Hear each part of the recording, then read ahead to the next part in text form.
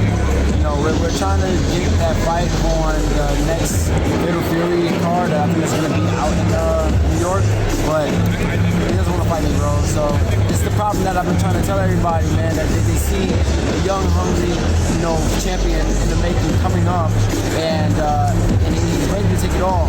And I feel like they're just scared. They just want to hold on to their little title name for as long as they can. To be honest, I can care less. I just want to fight, and I want to show the world I'm the best. All right, Shu Shu. Donald Haynes, Fight View 360. I want you to put your boxing fan hat on. Yeah. We're obviously here, Rolly and Ryan. But I don't want to get necessarily a prediction from you, but more so what you expect to see from the undercards leading up to the main event. So for instance, what are you expecting to see when Lopez and Barboza lock up in the ring? First and foremost, starting over with that, it's going to be a great fight because I feel like Barboza's been waiting for this fight for a long time, so he has that hunger. I feel like you're going to see some sense of urgency when it comes to Barboza, but I do feel like Teofimo's athleticism is what's going to take him over the edge. We have the second fight with Devin Haney and Ramirez. Jose Ramirez, he's a good fighter, bro. We've seen him, down and lose against Josh Taylor and stuff like that. But I still think he'll cause some issues to Devin if Devin is not 100% mentally. He's coming off this tough loss with tough fight. They took the loss off the record, whatever. But with Ryan Garcia, he's been down multiple times in that fight.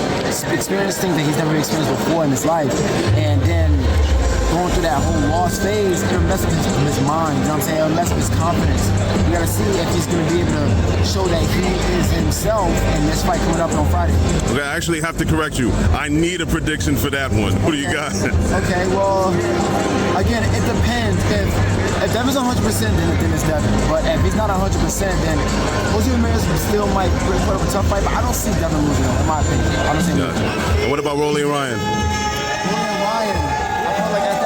That fight is a risky fight for Ryan because Rolly is punching. Rolly is definitely punching, man.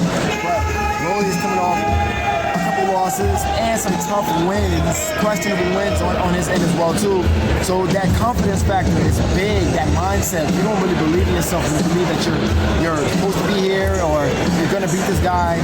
You're not gonna do it. So we got to see what Rolly brings to the table. And Ryan, he's still kind of on a high. Granted, the whole Austin didn't happen, but in his heart of hearts, he feels like he knows that he won that fight with Devin Haney fair and square, and everything he's done before then. He's been supremely dominant, beating these guys, knocking these guys out. It's always been a treat to watch Ryan Garcia fight. I feel like Ryan Garcia is the favorite for a reason. For those reasons, I can't really call it too much because those guys are cool with me, but it's gonna be interesting to watch.